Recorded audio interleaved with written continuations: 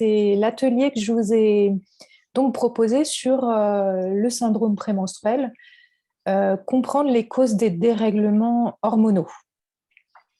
Bon, chacune, vous avez des symptômes qui peuvent être très différents, hein. On classifie dans le syndrome prémenstruel plus de 160 symptômes, c'est énorme.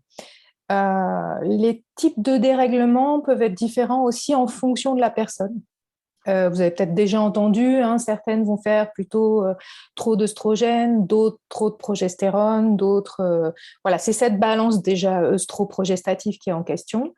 Mais ça peut être aussi, pour certaines autres, simplement un dérèglement aussi des neuromédiateurs, on va l'évoquer, qui est souvent une conséquence aussi des dérèglements hormonaux, dopamine, sérotonine. Voilà, donc j'ai essayé de vous proposer, voilà, j'ai classifié en fait les causes qui sont encore en amont de ces dérèglements. Donc on ne regardera pas aujourd'hui, ce matin, voilà, en détail les différents types de dérèglements, mais plutôt les causes qui amènent à ces dérèglements, parce que, et là je vous invite chacune voilà, à voir ce qui vous concerne. J'ai essayé de les classifier, j'ai essayé de vous faire une présentation qui soit accessible, tout en allant un petit peu plus loin pour celles qui veulent. Voilà, parce que pour moi, c'est la première étape. Voilà. Donc, je vais vous partager un petit diaporama. Hop. Hop. Pour vous faire cet exposé. Donc, voilà, on est bien dans cet atelier. Je mets mon... Hop. J'ajuste la présentation pour que l'enregistrement soit correct. Voilà cet atelier sur le SPM. Je vérifie aussi qu'il n'y a personne en salle d'attente. Non, c'est bon. Alors, moi, je suis une naturopathe vraiment spécialisée sur la santé intime des femmes. Et voilà, c'est donc cette question de... mon intention, voilà, j'ai fait plusieurs interventions, je continue, c'est vraiment de réconcilier les femmes avec leur cycle naturel. Il y a trop de femmes qui souffrent d'avoir des règles.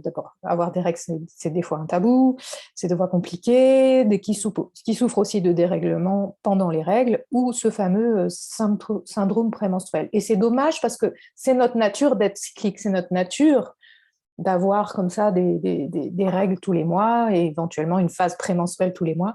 Et c'est dommage de le subir comme quelque chose de négatif, puisqu'en fait, c'est quand même quelque chose qui va nous arriver toute notre vie et aussi quelque chose qui nous connecte à... Voilà, c'est un élément naturel. Et moi, j'aime bien dire que voilà, être en accord avec sa propre nature, c'est hyper important.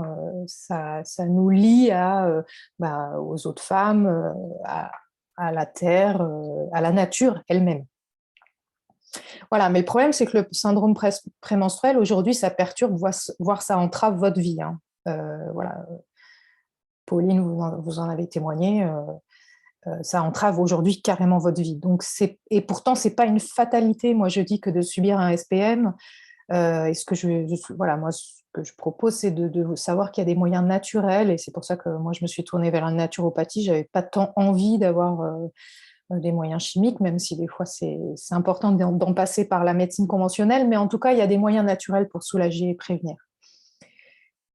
Mon intention aussi, c'est de vous dire que ce syndrome est instructif sur votre état de santé, sur votre état psychologique. C'est-à-dire que ce n'est pas juste des symptômes qui arrivent et puis mince, c'est la poisse, ça me m'est tombé dessus. C'est que, en fait, ça veut dire que derrière, il y a peut-être quelque chose à changer dans votre état de santé. C'est vraiment qu'au fond, votre physiologie est quand même malmenée, quoi. Et votre psychologie aussi, on va le voir. La part psychologique, évidemment, est importante. Et c'est un symptôme, du coup, qui vous invite à prendre soin de vous. Et ça aussi, c'est un de mes credos, c'est de dire que les femmes ne prennent pas du tout assez soin d'elles. On est vraiment éduqués pour prendre soin des autres. Mais à un moment, voilà, si le corps il crie, si le corps il a mal, si la tête voilà, elle déconne aussi, c'est qu'il faut prendre soin de soi. Et ça, c'est une vraie invitation. Voilà. Alors, qui je suis rapidement, je suis naturopathe, formatrice et animatrice de cercles de femmes. Auparavant, j'étais ingénieure agronome spécialisée dans l'environnement. C'est pour ça que moi, le lien entre la nature interne et la nature externe m'importe vraiment. Et j'ai donc cette base scientifique aussi qui m'a amenée aussi à quand j'ai fait cette conversion vers la naturopathie, voilà, fait que j'ai cette base scientifique quand même. Vous allez voir, je peux vous expliquer rapidement aussi savoir comment aller dans la compréhension physiologique. J'ai fait un travail aussi assez approfondi personnel sur ma féminité. C'est pour ça que je me suis spécialisée dans la féminité. Et à travers voilà, des cercles de femmes, le Tao, la féminitude. Et je suis formée au Collège de naturopathie rénové. Voilà, pour ma présentation. Savoir qui je suis. Et je suis actuellement à Rouen, en Normandie.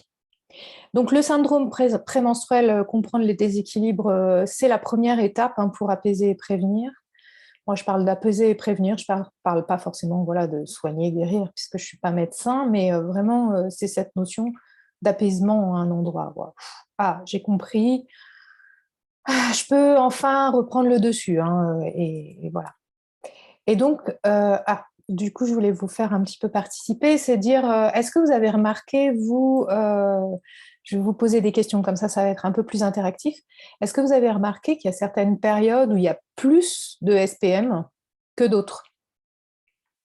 Et notamment quand vous êtes en vacances, bien détendu, que vous, voilà, bon, même si cette année, on ne peut pas dire que l'été était 100% détendu vu tout ce qui se passe en ce moment, mais les années précédentes, quand vous étiez en vacances, est-ce que vous avez remarqué que voilà, votre SPM était moins fort, moins important? Tiens, mes règles arrivent et je n'ai pas eu cette phase où vraiment je ne me sentais pas bien dans mon corps ou dans ma tête.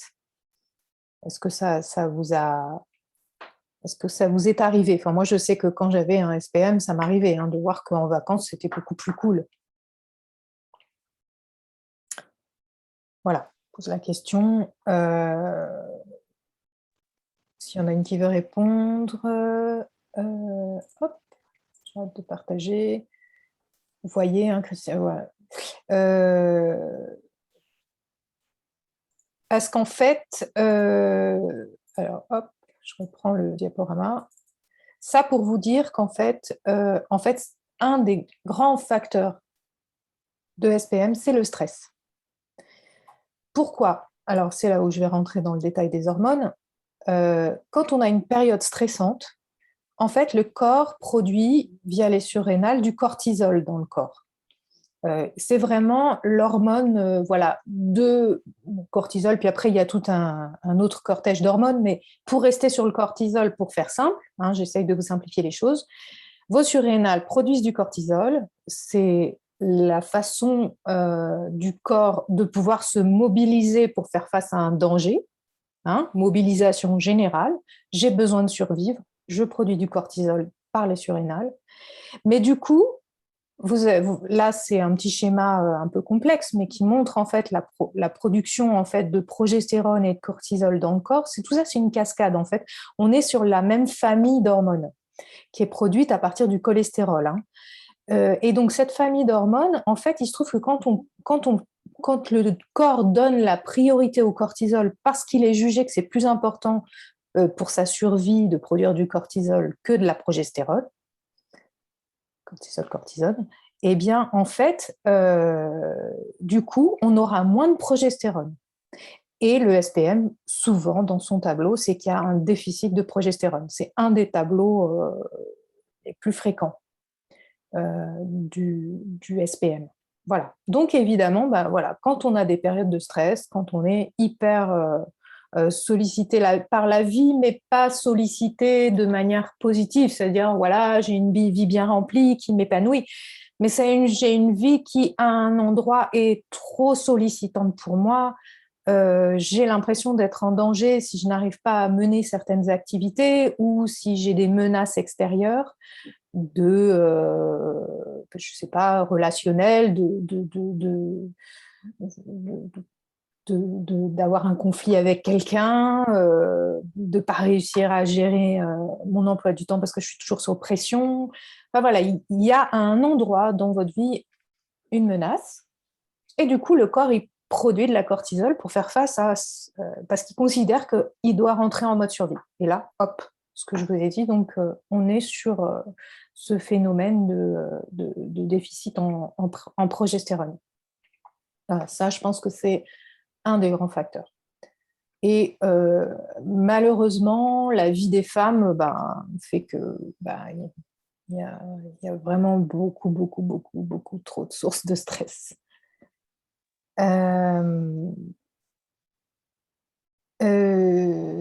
Voilà. Après, donc, le deuxième facteur, je suis étonnée qu'il n'y ait pas plus de gens qui viennent se connecter. Le deuxième facteur, je regarde s'il n'y a pas des gens qui ont des problèmes. Le deuxième facteur, alors là, je vais vous poser la question. Hop. Est-ce que certaines d'entre vous mangent bio?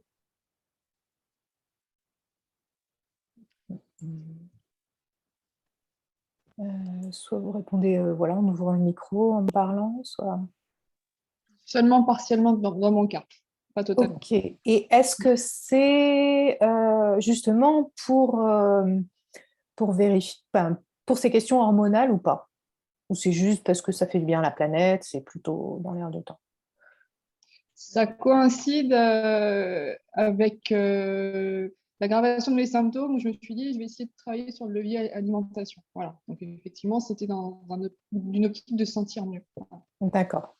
Donc, c'est vrai que il y a ce phénomène du développement de la bio, hein, les gens le font pour leur santé, mais ce qui est important pour une femme, c'est de vraiment faire le lien avec le fait que, en réalité, dans notre environnement, on a énormément de perturbateurs endocriniens. Je pense que vous en avez déjà entendu parler. Et je parle notamment de l'alimentation bio, parce qu'en fait, ces perturbateurs endocriniens, dans notre environnement, on les retrouve dans les pesticides, hein, bon, c'est le terme des produits qu'on met sur les plantes pour les faire pousser, pour empêcher les mauvaises herbes. Hein, beaucoup de ces produits qui sont mis sur les fruits, légumes, céréales, en agriculture conventionnelle sont des perturbateurs endocriniens. Et du coup, le fait par exemple, de manger bio, ça nous évite de manger notamment ces perturbateurs endocriniens qui ressemblent à des œstrogènes, qui sont xénoestrogènes, donc des œstrogènes extérieurs, et qui du coup font qu'on a un taux d'œstrogène qui est trop important dans le corps. Parce qu'en fait, ces molécules, donc là vous avez un petit schéma qui explique en fait les modes d'action des perturbateurs endocriniens, ils ressemblent à des hormones, donc soit ils font la même action que l'hormone, soit ils bloquent l'action de l'hormone, soit ils modifient l'action de l'hormone. Donc là, pour le coup, pour les œstrogènes, nous, ça nous intéresse beaucoup, puisque c'est nos hormones de notre cycle féminin, notre hormone principale. Et quand on a trop d'œstrogènes dans le corps, c'est un autre grand facteur de SPM. On en retrouve aussi donc les perturbateurs endocriniens dans tout ce qui est les plastiques, les dérivés des plastiques. Les dioxines, ça, c'est des choses qui sont émises, c'est des polluants qui sont émis par exemple par les usines de traitement des déchets et qu'on peut retrouver ensuite dans l'air, dans l'eau qu'on boit, dans l'eau du robinet, etc. Donc voilà, là vous avez un petit, dans les boîtes de conserve par exemple, le plastique qui est à l'intérieur peut être constitué de phtalates, de perturbateurs endocriniens. Les emballages, dans notre environnement de la maison, c'est dans l'alimentation, c'est dans les produits d'entretien, ça peut être dans le maquillage beaucoup, etc. D'où l'intérêt vraiment, quand on a ça, c'est une des causes aussi. Hein. Et une autre cause, c'est toutes les contraceptions hormonales. Hein. Vous savez, les femmes prennent beaucoup la pilule, implants, anneaux, etc. Et mine de rien, ça fait qu'il y a une accumulation dans le corps d'hormones de synthèse. Et croire que celles-ci s'éliminent dès qu'on arrête, c'est faux. On peut avoir une rémanence de ces hormones de synthèse très longtemps dans le corps. Voilà, et tout ça induit en fait un excès d'œstrogène et une surcharge en toxiques qui vont, voilà aussi, ces autres toxiques nous empêcher de bien fonctionner. Hein. Voilà, ça c'est deuxième grande cause, les perturbateurs endocriniens, c'est vraiment un gros dossier. On en parle beaucoup, enfin on en parle plus aux femmes qui sont en grossesse. Aujourd'hui, ça commence voilà, il y a des plaquettes, il y a des campagnes quand même pour les femmes parce que les risques, évidemment, c'est par rapport au fœtus. Hein, un fœtus qui est baigné dans un bain de perturbateurs endocriniens, bah, c'est très dommageable pour son développement. Mais on n'en parle pas assez aux femmes juste simplement en prévention par rapport à leur cycle ou par rapport à la prévention cancer, même si aujourd'hui ça commence à se savoir, hein, prévention cancer du sein, etc. Voilà. Est-ce que c'est OK jusqu'ici? J'essaie de faire assez synthétique.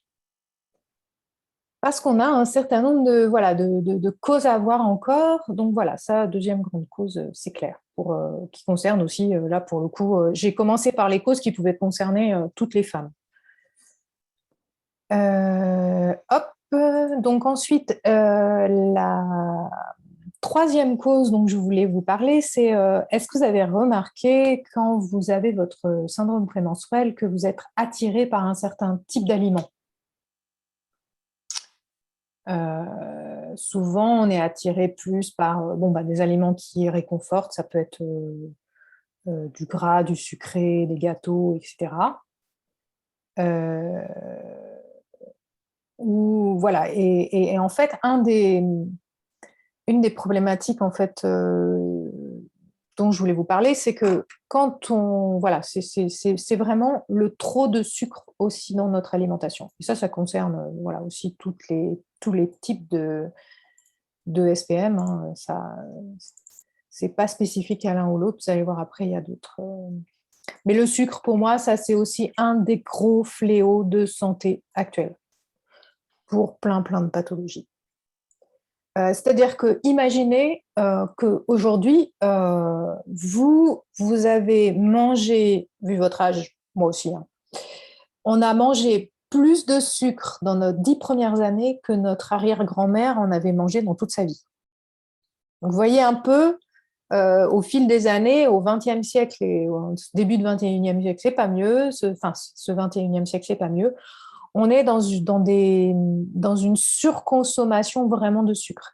Et quand je parle du sucre, je parle évidemment des aliments sucrés en eux-mêmes avec voilà, le sucre de betterave, hein, le sucre blanc, mais aussi tous les sucres, tous les aliments qui sont hyperglycémiants, c'est-à-dire qui présentent une charge en sucre parce que c'est du pain blanc, des farines blanches, etc., etc.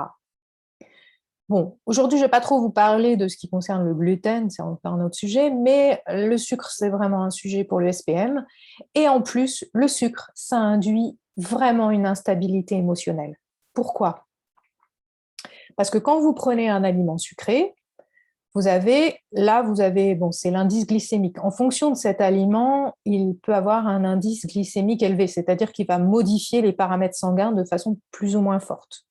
Si c'est un index glycémique élevé, là, la courbe rouge, en fait, derrière la prise de cet aliment, vous allez avoir un phénomène de pic de sucre dans votre sang. Donc là, vous allez voir, c'est-à-dire qu'il y a plein de sucre qui arrive dans le sang. Alors si en plus vous mangez avec peu de fibres, peu de légumes, etc., ça va arriver très vite. Et donc par réaction, hein, le corps va, pour sa survie, encore une fois, hein, il va vite tempérer ça en relarguant la fameuse insuline du pancréas. Et vous allez avoir une réaction, du coup, comme c'est un effet assez fort, le corps va produire beaucoup de pancréas pour que le sucre rentre dans les cellules. Et hop, vous allez avoir en réaction ce petit déficit de sucre qui va faire que vous allez avoir envie de remanger du sucre assez rapidement. Au bout de une demi-heure, hop, envie à nouveau de sucre, 3/4 d'heure, 1 heure, parce qu'il y aura cette réaction. Voilà. Et donc, plus on a des aliments comme le sucré, plus ça va arriver. Et ça, en fait, derrière, ça induit des déséquilibres des neuromédiateurs que sont la dopamine et la sérotonine. Et donc, ça induit des instabilités émotionnelles très fortes. Vouloir stabiliser voilà, ses humeurs, ses émotions quand on a un SPM, ça passe aussi par voilà, manger beaucoup moins d'aliments sucrés. C'est très, très important.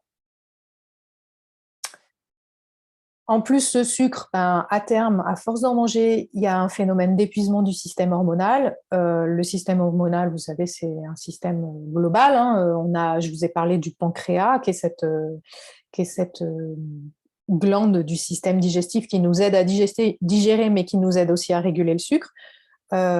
S'il est fatigué à force de réguler trop de sucre ingéré, il finit par fatiguer réellement. Et ça fatigue aussi, alors ça c'est le stress aussi, hein, si en plus il y a du stress, ça va fatiguer aussi l'hypophyse qui est le centre de commande du système hormonal dans le cerveau. Et du coup, c'est pas simplement notre système voilà, génital, les ovaires qui vont être en question, c'est tout le système hormonal qui va se fatiguer avec ça.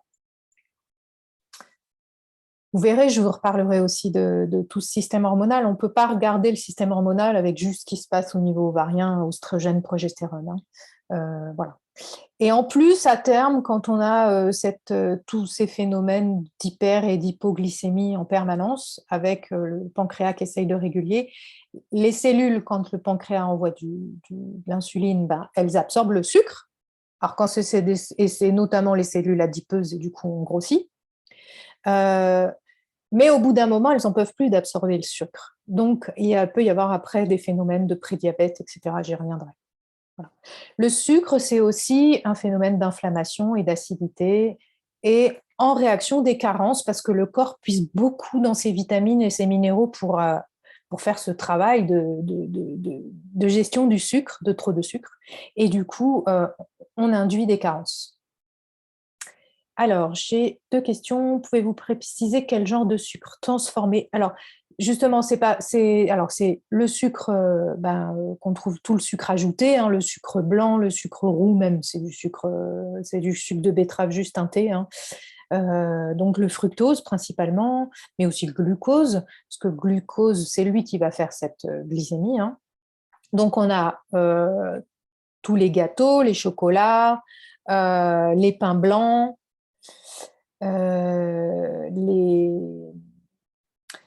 Les pâtes blanches, enfin tout ce qui est farine blanche en fait va rentrer là-dedans. Les pommes de terre frites aussi ont des charges glycémiques très importantes. Ça, je pourrais vous envoyer en fait celles que ça intéresse, des listes d'aliments en fait. Alors, évidemment, si on rentre plus dans le détail, il y a dans le sucre, on a deux grandes familles, hein, le glucose et le saccharose.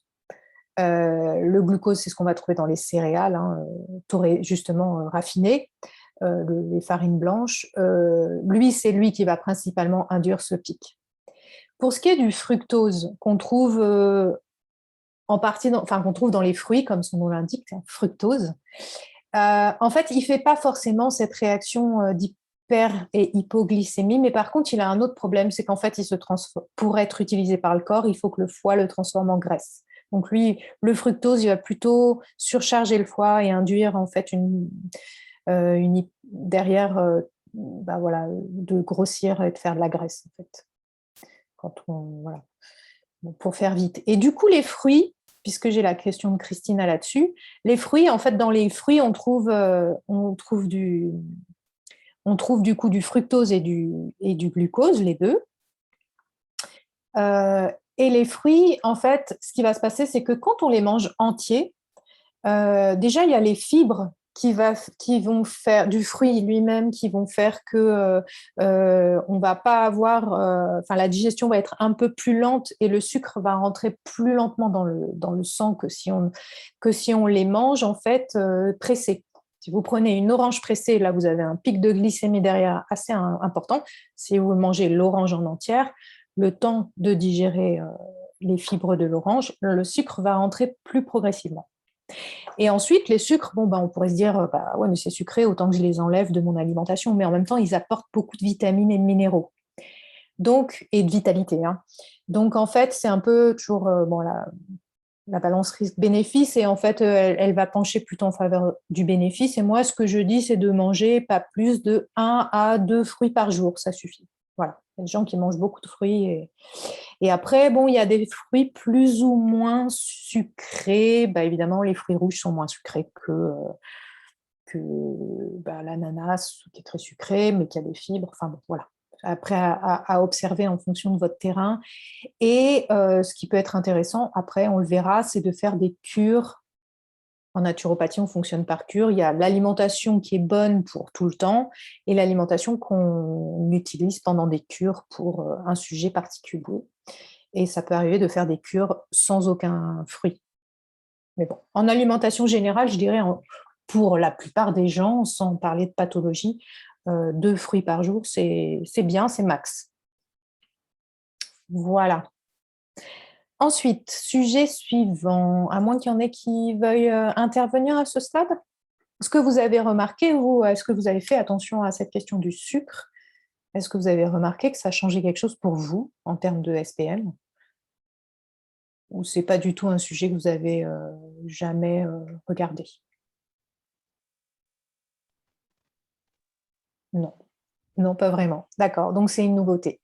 Donc voilà, après, ce que je disais par rapport au sucre, ce qui est important de savoir aussi, c'est que derrière, il acidifie, il a tendance à favoriser un terrain inflammatoire.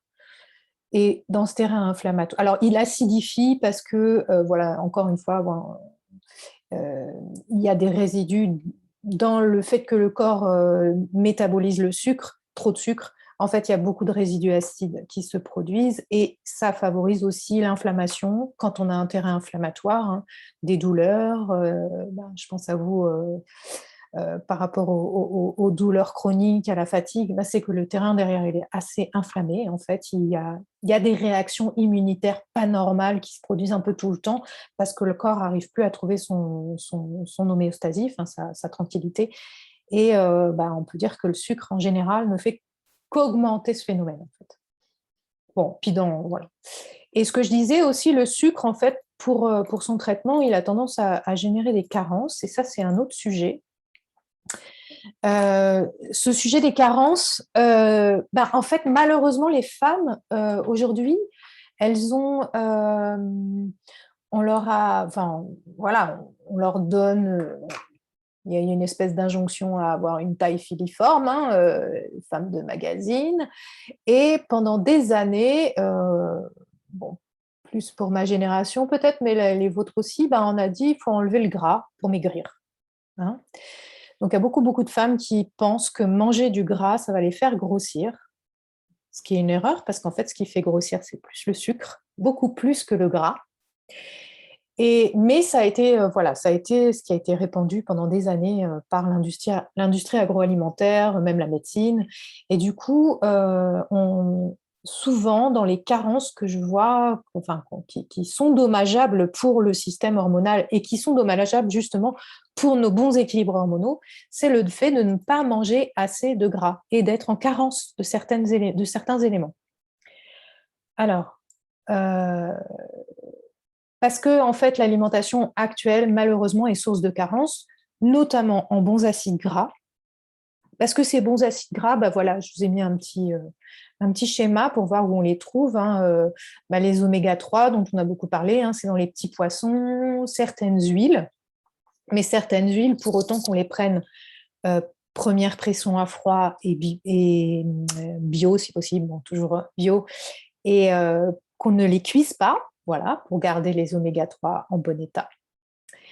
On a les oméga-6, voilà, huile de tournesol, huile d'onagre et huile de bourrache. Hein, dans le SPM, souvent, on donne ces huiles-là parce qu'en fait, ces omégas-là, ils vont servir à faire produire la progestérone, qui nous manque souvent, mais aussi à faire bien fonctionner tout le système hormonal.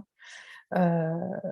Parce que je vous ai dit, c'est des hormones, progestérone, œstrogènes qui sont produites à partir du cholestérol, mais il y a d'autres acides gras qui viennent dans leur composition. Donc, si on n'a pas ces bons acides gras, on ne produit pas suffisamment d'hormones pour notre bien-être. Et puis, les oméga-9 qu'on retrouve dans les avocats, les noisettes, les noix, les noisettes et les olives. Voilà. tous ces gras sont des choses qui sont très bonnes pour la santé et qu'on ne mange pas assez, notamment nous les femmes, en pensant que ça va nous faire grossir. Il y a des carences aussi en vitamines et minéraux. Alors pourquoi? Justement, encore une fois, c'est une conséquence un peu de cette agriculture, voilà, agro-industrie, quoi, qui fait, enfin, même nos modes de consommation, nos modes de production, qui font que aujourd'hui, on a sélectionné des plantes à produire plus pour des questions de facilité de production, on les cueille trop tôt, on les transporte, on les stocke dans des frigos, nous on les achète, puis on les restocke dans notre frigo. Et en fait, au fil de toutes ces manipulations, déjà de la production des variétés qui sont produites jusqu'à notre assiette, au fil de ce temps-là, en fait, il y a beaucoup de vitamines qui sont en manque, plus des aliments beaucoup transformés, qui sont cuits dans des façons de cuire qui font perdre aussi les vitamines et les minéraux. Et là, on peut se retrouver. Et donc là, je vous ai listé en fait souvent les carences qu'on retrouve qui concernent vraiment le SPM. Magnésium, bon, ça c'est en lien aussi avec le stress. Le stress nous fait manger énormément de magnésium. Et donc, la première chose quand on a un SPM, c'est de se faire des cures de magnésium. Ça, c'est pour le bon fonctionnement aussi du système nerveux, qui a beaucoup besoin de magnésium. Le calcium, les vitamines du groupe B, les vitamines E, les acides gras insaturés, les oméga 3, 6, 9, qui sont aussi des acides gras insaturés. Le chrome, qui va aider à réguler aussi tout ce qui est la glycémie, et l'iode qui va aider aussi à réguler tout ce qui est la thyroïde. Voilà. Donc ça, c'est aussi... alors, ne pas faire non plus des complémentations à la sauvage. C'est pas la peine non plus de prendre des compléments tout le temps parce qu'on se dit « Ah tiens, je vais prendre tout ça, comme ça ira mieux ». Moi, je pense que ça passe déjà par une réforme alimentaire pour être sûr que l'alimentation apporte des choses et ensuite fonctionner avec de temps en temps des compléments pour booster un peu l'organisme. Voilà, c'est comme ça que je fonctionne. Et notamment, ces fameuses cures de magnésium, quand on a une période de stress, pas hésiter à les faire. Et pas hésiter aussi, justement, si vous faites des analyses, demandez à vos médecins de voir est-ce qu'il y a des carences du groupe B, B6, B9, B12. Voilà, carence en vitamine E aussi, qui est très importante pour le système hormonal, qui est un acide gras. Mais bon, voilà, magnésium, calcium, chromium. Et l'iode, peu de médecins vont faire des recherches sur les carences en iode et pourtant beaucoup de femmes sont carencées en iode et ça va concerner aussi la thyroïde, mais aussi les seins qui ont besoin d'iode pour être en bonne santé. Et ça, en fait, c'est assez rare de le faire. Il faut faire une iodurie, c'est-à-dire aller faire des analyses par son médecin d'urine pour vérifier son taux d'iode. Et ça, peu de médecins le prescrivent dans les analyses courantes. Il faut le demander. Mais c'est intéressant de savoir son état en iode parce que, comme je vous disais, tout le système hormonal fonctionne dans un ensemble. Si la thyroïde ne fonctionne pas bien derrière et qu'elle manque d'iode pour produire les hormones thyroïdiennes, en fait, derrière, c'est c'est tout notre système, notre équilibre hormonal qui peut être déséquilibré. J'y reviendrai sur la thyroïde parce que souvent, on a l'hyperœstrogénie, dont je vous parlais, qui est une des causes, un des tableaux du SPM. Trop d'œstrogène peut être en corrélation avec une hypothyroïdie. Voilà. Est-ce qu'il y a des questions à ce stade ou est-ce que ça va? Je vais peut-être faire un petit arrêt. On est à 4 sur 8 des causes, donc savoir si vous vous suivez bien, si ça va, si c'est OK. Est-ce que c'est OK pour l'instant? Parfait. Merci. Voilà, j'essaye de vous faire des choses assez synthétiques, mais quand même, on rentre un peu dans la matière. Super. Alors, la prochaine cause, merci Christina. La prochaine cause, c'est ce que je disais, moi, en fait, mon syndrome prémenstruel, parce que j'en ai eu pendant quelques années, ça a commencé quand j'avais 35 ans. Ça a commencé vraiment par la poitrine qui gonfle et qui est douloureuse les jours avant les règles. Alors, il se trouve qu'à 35 ans, je me posais la question d'un troisième enfant, comme par hasard, et que du coup, juste avant mes règles, bah, je me demandais à chaque fois, est-ce que je suis enceinte? Parce que j'avais ces seins gonflés. Bah, je ne sais pas, celles qui ont dans leur tableau SPM les seins qui gonflent. En fait, c'est presque le même ressenti qu'en début de grossesse.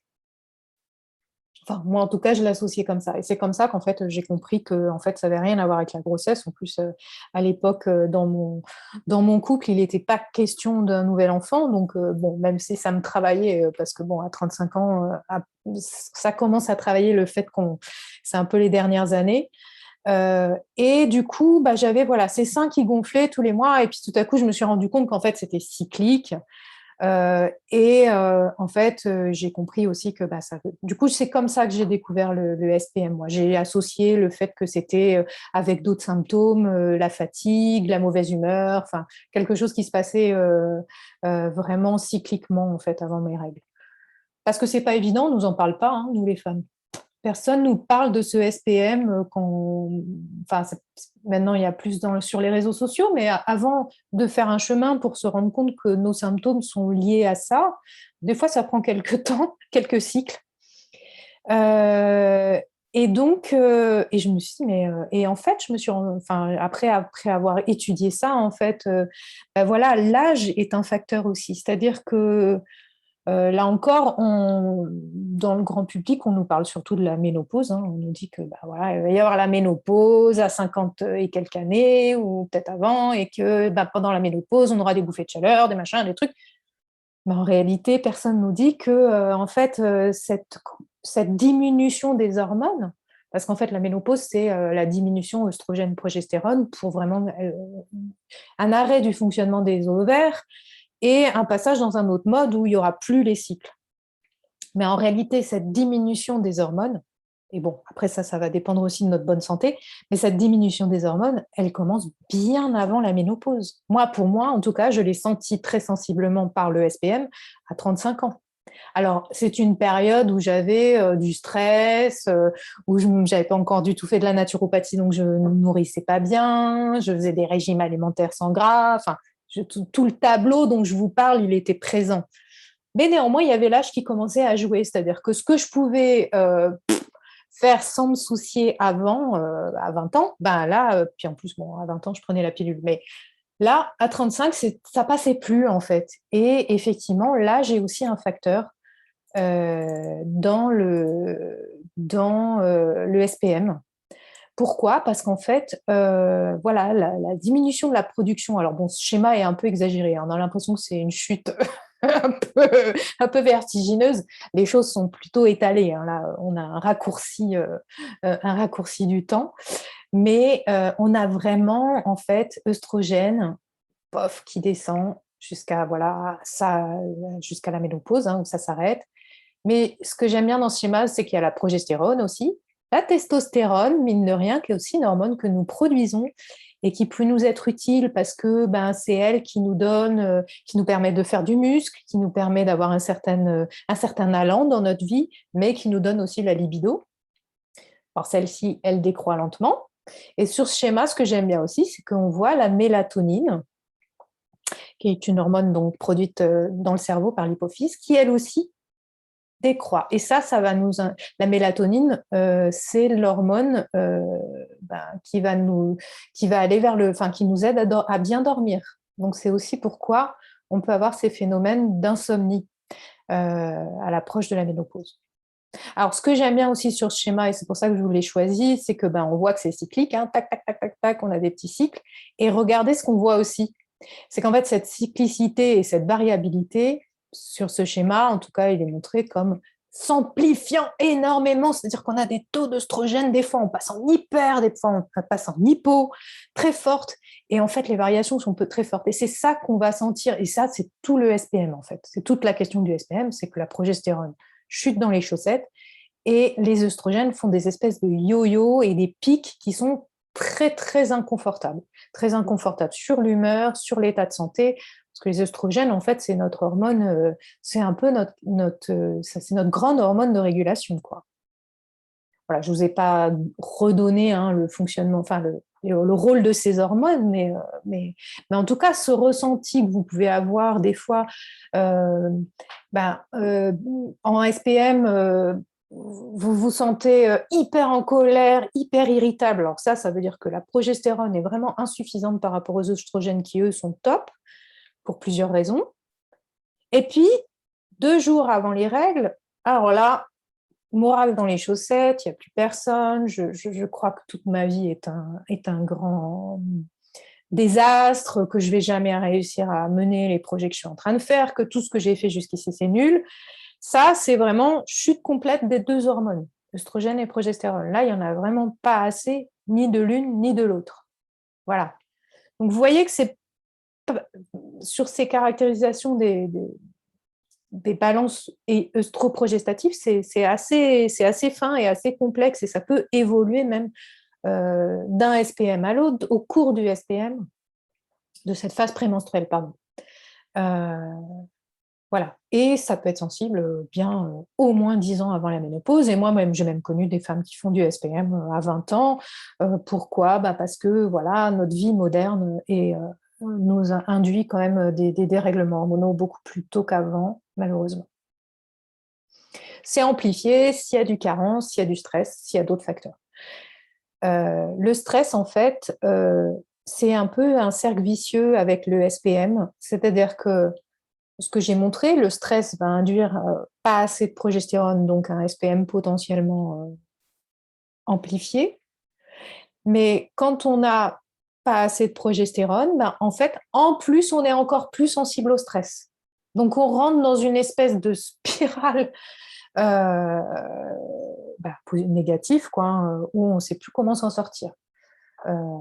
Et en fait, pour s'en sortir, il va falloir agir sur les 2 plans, en fait, remonter la progestérone avec des plantes, des micronutritions. C'est là où on peut quand même booster l'organisme à certains moments. C'est pas que un travail d'habitude, hein. Et en même temps, parce qu'il y a des plantes qui peuvent venir aider. Et en même temps, gérer les facteurs de stress, parce que s'ils sont toujours là, on enclenche cette spirale virtueuse. C'est possible. Et la fatigue et l'asthénie, évidemment, qui en résultent, sont importantes, parce que le corps qui avait un fonctionnement, tout ça, c'est toutes les réactions physiologiques dans le corps qui sont chahutées, hein, et ça induit vraiment de la fatigue pour le corps d'être dans ces amplifications de déséquilibre, en fait. Jusqu'à l'asthénie, c'est-à-dire qu'au bout d'un moment, on peut,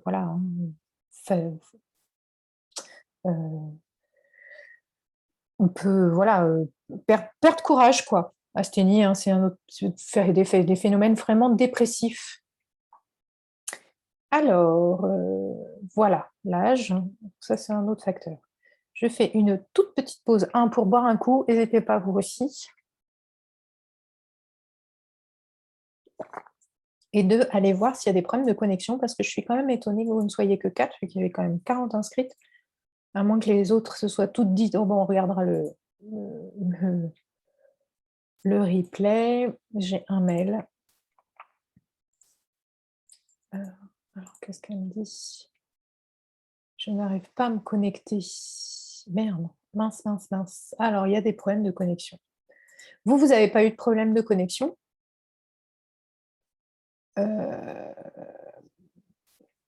Je ne sais pas quoi lui dire. Bon, écoute, elle regardera Je suis désolée, Angélique, elle regardera le truc en replay. Je ne sais pas comment En tout cas, je regarde, il y a peut-être eu des problèmes de connexion.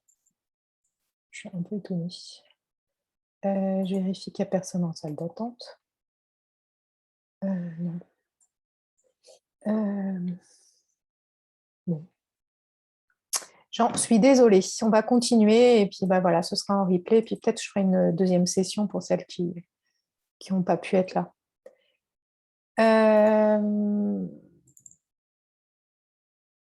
Alors, voilà. Alors, là, rapidement, j'en ai parlé. Voilà, c'est un peu en filigrane, mais notre mode de vie contemporain est quand même assez loin d'un mode de vie qui favorise bon fonctionnement du corps, hein, physiologique. On est dans une civilisation où on a des conditions de vie qui font qu'on est vite dévitalisé et qu'on a vite une toxémie importante. Ça, c'est vraiment des termes de naturopathes. Dévitalisation, ça veut dire qu'on ne donne pas assez d'énergie à notre corps par rapport à ce qu'on lui en fait utiliser. Et notamment, ce qui va nous réénergétiser, c'est la nature, c'est le sommeil, etc. Et quand on vit en ville, quand on a un mode de vie stressant, etc., au bout d'un moment, la balance, c'est qu'on est dévitalisé. Et c'est en lien aussi avec trop de toxémie, c'est-à-dire voilà, trop de substances chimiques, trop de malbouffe, trop de choses comme ça qui font que, notamment, le foie n'arrive plus à nettoyer le corps. Alors, l'importance du foie dans la régulation des hormones est hyper importante dans l'équilibre hormonal parce que, en fait, c'est lui qui va évacuer les hormones une fois qu'elles sont plus utiles. En fait, tous nos cycles, notre corps produit par exemple ses œstrogènes. Il produit son œstrogène pour avoir le pic ovulatoire, pour faire le cycle féminin. Une fois que l'ovulation a eu lieu, on rentre dans la deuxième phase prémenstruelle, et là, il faut évacuer les œstrogènes. Et qui c'est qui fait le boulot? C'est le foie. En fait, le foie a un grand rôle dans la régulation hormonale, dans l'équilibre hormonal. Mais le foie, voilà, alors je vous ai mis en fait le processus de détoxification. Le foie, il a traité ces toxines, puisqu'en fait, une fois que les hormones sont plus nécessaires, notamment les œstrogènes, ça devient des toxines pour le foie qui va les traiter. Il y a une première phase, une deuxième phase. Bon, ça, c'est pour pas, enfin, on ne rentre pas forcément dans les détails. Et ensuite, il évacue vers les reins ou vers la vésicule biliaire. Et ensuite, c'est évacué dans l'intestin, les déchets. Toxine, c'est déchets. Toxémie, ça veut dire trop de déchets dans le corps. Les hormones, justement, donc notamment les œstrogènes, en fait, il faut qu'elles soient traitées. Et pour qu'elles soient traitées, il faut que le foie ne soit pas déjà en train de traiter plein de toxines, des surcharges alimentaires, d'autres, voilà, et qu'en plus, il ait tous les nutriments pour le faire. Il lui faut certaines vitamines, certains minéraux, sinon il n'y arrive pas à faire ce nettoyage. Donc, un foie engorgé et en carence n'arrive plus à évacuer les hormones et on peut se retrouver à amplifier ce phénomène d'hyperœstrogénie, trop d'œstrogènes. Alors, vous imaginez bien que si en plus on a beaucoup de perturbateurs endocriniens, on ingère des œstrogènes extérieurs, on en fabrique nous-mêmes et on se retrouve à ne plus pouvoir les évacuer. Donc là, dans le corps, grosse augmentation des œstrogènes. Voilà. Alors, nous, en naturopathie, voilà, on considère que quand il y a trop de toxémie, trop de toxines dans le corps, trop de déchets, parce que c'est un fonctionnement normal comme une maison de faire des déchets et qu'après, il faut les éliminer. En fait, c'est une intoxication et une toxémie un peu générale qui est trop forte. Et d'où le fait qu'en naturopathie, on travaille sur des cures détox, sur des cures de détoxination, sur des temps en fait, où on permet au corps de se nettoyer avec des aides parfois, des aides nutritionnelles, micronutritionnelles, puisque s'il y a certaines vitamines qui manquent, le foie ne pourra pas le faire, ou avec des aides de plantes, puisqu'on travaille pas mal avec les plantes. Voilà, tout ça induit quand même une dévitalisation, une fatigue chronique. Ce qui va induire aussi ces problématiques, c'est une désynchronisation des rythmes naturels. Bon, ça, c'est là, j'ai un peu mis un peu tous les autres facteurs voilà, de notre mode de vie contemporain. La perméabilité intestinale sont aussi des facteurs. Bon, je ne rentre pas trop dans le détail là-dessus parce que ce serait aller dans des choses très, très complexes, mais voilà, bon, si on a des problèmes digestifs, si on a des problèmes d'intestin, on pourrait dire qu'il y a derrière une perméabilité intestinale et du coup, ça augmente en fait la toxémie générale et ça augmente du coup la difficulté du foie à gérer les hormones, les bons équilibres hormonaux. Voilà. Est-ce qu'il y a des questions à ce stade? Hop, je regarde juste un truc. Hop. C'est bon? On continue? Alors, on est 6 sur 8, bientôt arrivé. Les autres troubles, les autres pathologies, je dis vite parce que voilà, si vous avez d'autres troubles, d'autres pathologies, ça peut venir faire comorbidité avec le SPM, hein. Notamment, je vous ai parlé de la thyroïde. Là, vous regarderez en fait une hypothyroïdie qui n'est pas forcément quelque chose voilà, de diagnostiqué, mais qui peut être diagnostiqué aussi. En fait, ça a un grand effet sur tout ce qui est dérèglement du cycle menstruel, hein, et notamment le SPM. Faiblesse des surrénales, hein, quand il y a eu burn-out, stress chronique, etc. L'hypothyroïdie, en fait, ça arrive en conséquence de grosses périodes de surmenage. Bon, là, le surmenage aussi, hein, les femmes connaissent. Je distingue un peu du stress. Le stress, c'est vraiment des périodes où on se sent en mode survie, danger. Surmenage, c'est un peu trop tout le temps. Pas forcément quelque chose de très stressant, mais on veut être des Wonder Woman en permanence dans notre vie. Mener le boulot, les enfants, la vie amoureuse, les copines, du sport parce qu'il faut, et puis un stage de développement personnel parce que ceci, et puis ceci, et cela. Et in fine, tout ça conduit quand même à un gros surmenage. Et en fait, c'est la thyroïde qui dit, bon, ok, on veut faire tout ça, tu veux faire tout ça, donc je t'envoie la sauce. La thyroïde, elle augmente globalement le métabolisme, hein, pour faire face à cette activité importante. Mais au bout d'un moment, elle s'épuise. Et là, hop, on tombe en hypothyroïde. Parce que la thyroïde, elle dit, bon, attendez, là, après cette période de surmenage, moi, j'ai besoin de me reposer. Et du coup, on tombe en hypothyroïdie. Et on voit beaucoup de femmes qui sont là sur ce tableau-là. Voilà. Et ça va induire un SPM. Parce qu'il y a un lien. Voilà. Les surrénales, elles, c'est plus sur les phénomènes vraiment de stress. Le diabète ou les prédiabètes ou le syndrome métabolique, ça c'est quand on a eu trop de sucre. Et puis insomnie, anxiété, évidemment, viennent accentuer le processus du SPM, parce qu'en fait le corps, quand il n'arrive pas à dormir, eh ben, il n'arrive pas à se nettoyer, il n'arrive pas à gérer sa physiologie. L'anxiété aussi, c'est pareil, une anxiété permanente va être dommageable. Et puis, moi, je vois aussi des femmes, bon, ça, c'est d'autres pathologies que je suis, endométriose, SOPK, qui induisent du SPM aussi. On est sur des tableaux d'hyperœstrogénie de base, et du coup, ben, voilà, ce SPM avec hyperœstrogénie, voilà.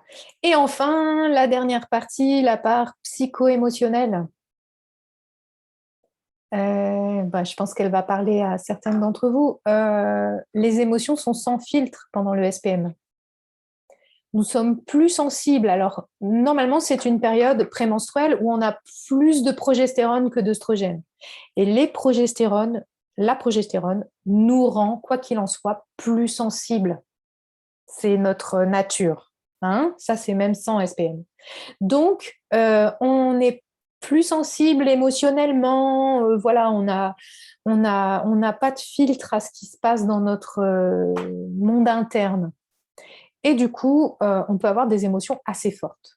Alors, donc, quand c'est de la joie, hein, mais ça peut être des peurs, des anxiétés qui remontent plus fort, la colère qui peut être plus importante ou de la tristesse. Derrière chacune de ces émotions, en fait, il y a un réel besoin. Je vous ai mis là un petit schéma où vous voyez vraiment dit en très succinct comment on peut décrypter les émotions. Mais par exemple, si vous vivez des SPM avec la colère, moi je sais que j'ai vécu ça, hein, même plus récemment, sur la part émotionnelle. Je savais que je rentrais dans ma période prémenstruelle le matin où je me réveillais et j'étais en colère contre tout. Donc ça, évidemment, c'était sur un tableau d'hyperœstrogénie, mais c'était aussi... j'avais qu'une envie, c'était de jeter mon compagnon à la porte, plus de vivre en couple. Et du coup, j'avais des moments où je me reconnaissais pas parce que moi, j'aime pas être colérique, j'aime pas rentrer dans l'art des gens. Et à ce moment-là, j'avais qu'une envie, c'était de lui rentrer dedans. En fait, au bout d'un certain nombre de temps, en observant ce qui se passait, je me suis dit, en fait, il ne respectait pas mon territoire, il était tout le temps en train d'empiéter sur mes affaires. J'étais trop en train d'essayer de me plier en quatre pour ses propres désirs et j'écoutais pas les miens. Et du coup, ça se transformait réellement en colère à ce moment-là. Je ne sais pas si ça vous parle. Voilà, c'est pour ça que j'ai mis, c'est souvent une question de territoire ou de soumission au désir des autres. Ce qui pouvait être OK pendant le reste du cycle, pendant cette période prémenstruelle, en fait, me sautait aux yeux comme quelque chose d'insupportable. Et je me reconnaissais plus dans l'état dans lequel j'étais de vouloir piquer des crises de colère assez conséquentes.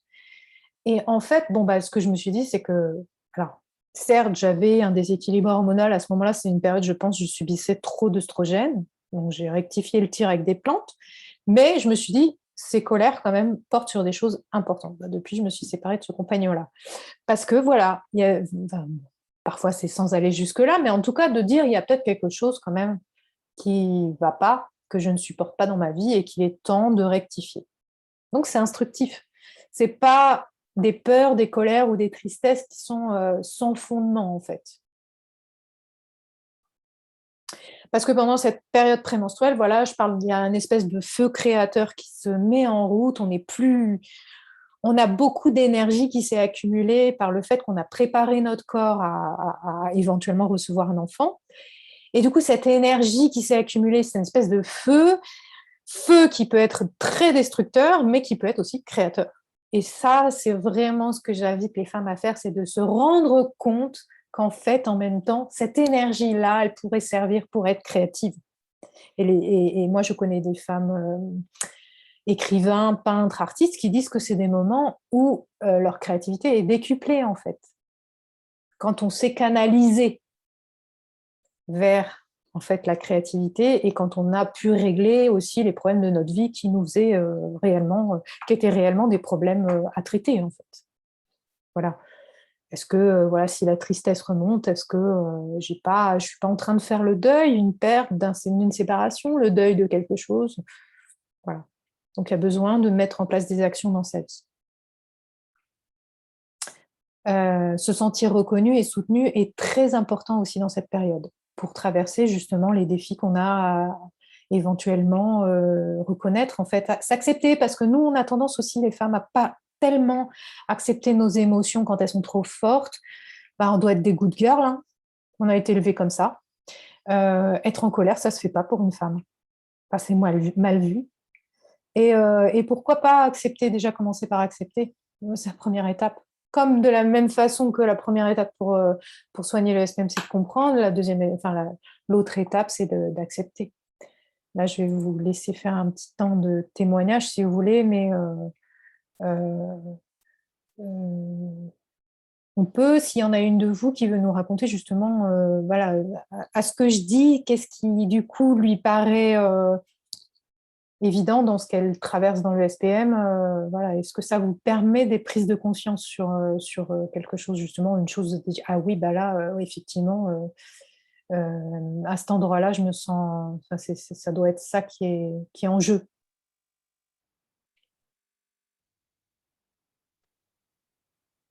Je veux bien m'exprimer. Ouais, super, merci Pauline.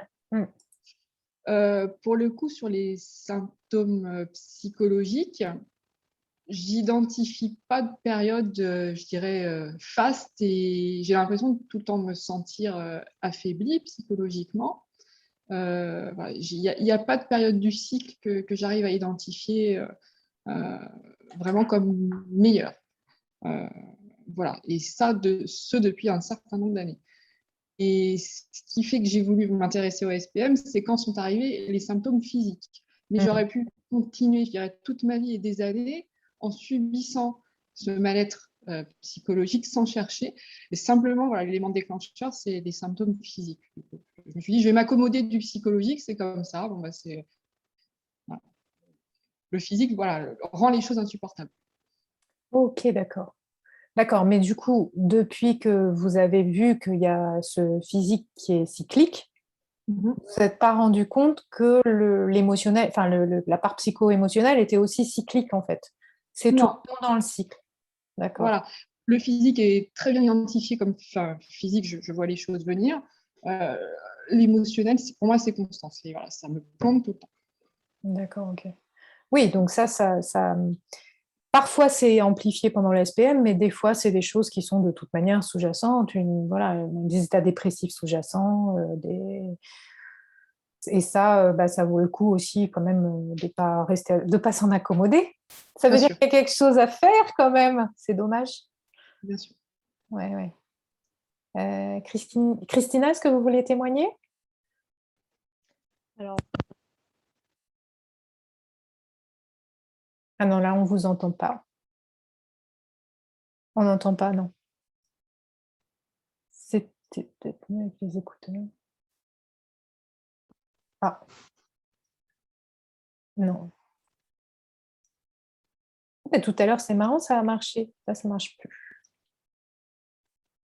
Pourtant, le micro, pour moi, il est bien activé. on m'entend. Oui, là, super. Ouais, là c'est bon. Du coup, moi, c'est plus cyclique.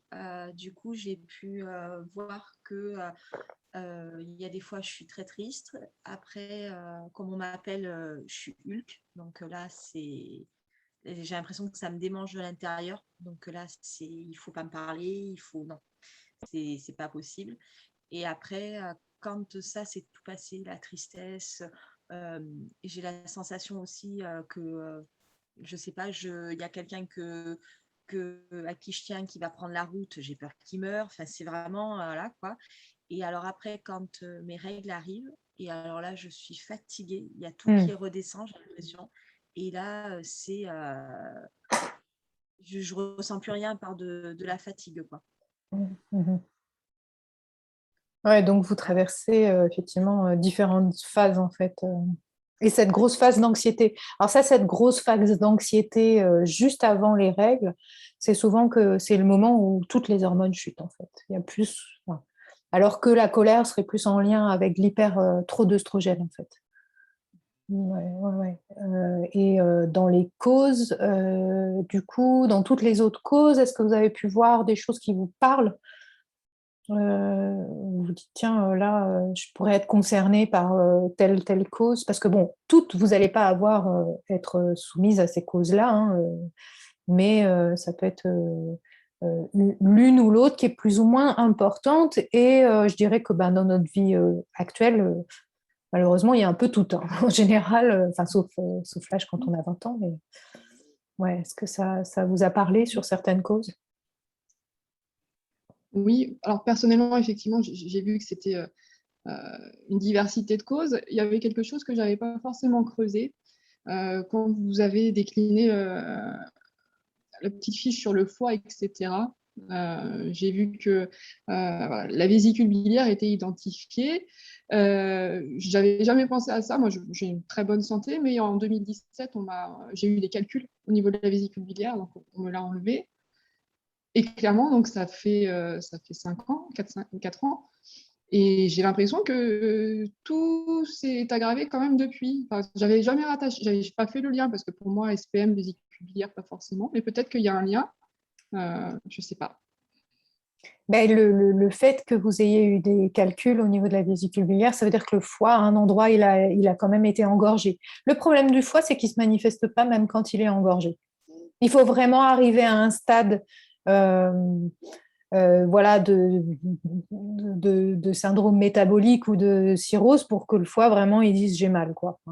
Sur les autres, sur ce par quoi on va avoir des doutes sur un foie qui est en train de se fatiguer, c'est justement quand il y a des calculs sur les vésicules biliaires, c'est clair, mais ça peut être aussi des maux de tête, des fois des nausées, justement des colères, enfin, voilà, des choses voilà. Donc, c'est clair, aujourd'hui, alors après, la conséquence d'enlever une vésicule biliaire, souvent, c'est que derrière, la digestion est plus compliquée, hein, parce que la vésicule biliaire, elle a un rôle d'évacuation des déchets, mais aussi dans la digestion des graisses. Donc, c'est plus compliqué. Et ce qu'il va falloir vraiment veiller pour vous, c'est derrière d'avoir un bon transit. Beaucoup. Enfin, alors là, il faut voir l'état de votre intestin, hein, ce qu'il faut rajouter des fibres pas ou modifier l'alimentation, mais en tout cas, pour être sûr que justement, du coup, les hormones qui vont être nettoyées par le foie, elles vont vraiment pas rester dans le tube digestif. Parce que le problème, c'est que si le transit est trop ralenti, si la digestion se passe mal globalement, le transit est ralenti, ou des fois on a des alternances ralenties, accélérées, enfin bon, des fois ça peut être des tableaux un peu complexes, et ben en fait quand ça stagne trop, du coup les hormones qui sont en train d'être évacuées, en fait elles repassent dans la circulation sanguine. Il y a une porosité intestinale, ce que je dis, l'intestin qui fonctionne plus très bien, bah, du coup pareil, les hormones qui reviennent, sont remétabolisées, enfin il y a tout un processus qui est complexe, qui fatigue le corps en fait. D'accord. Donc voilà, oui, oui, tout à fait. D'accord. Ok, et Christina, vous avez eu d'autres facteurs qui vous ont parlé, d'autres causes? Non, moi, c'est le surmenage, de jamais me poser.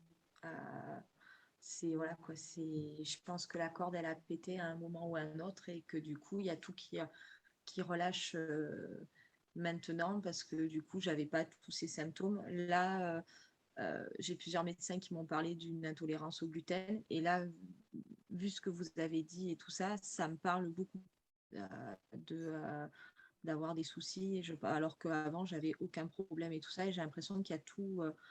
Il y a le surmenage, j'ai tiré la corde trop et que quand ça a claqué, il y a tout qui vient derrière, quoi. Mhm. Et le fait est qu'effectivement,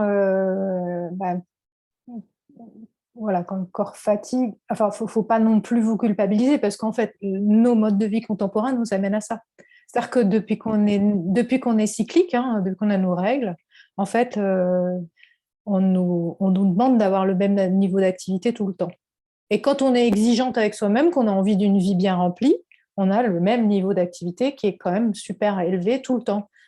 Et en fait, on ne se soucie pas de se reposer pendant ses règles, ce qui est quand même la première chose à faire et qu'on devrait enseigner à nos filles, hein, de dire, bon, mais pendant les règles, on a le droit de ne pas se coller un emploi du temps comme d'habitude. Mais ça, on ne nous le dit jamais. Déjà, la première chose, c'est de se reposer pendant ses règles, quoi.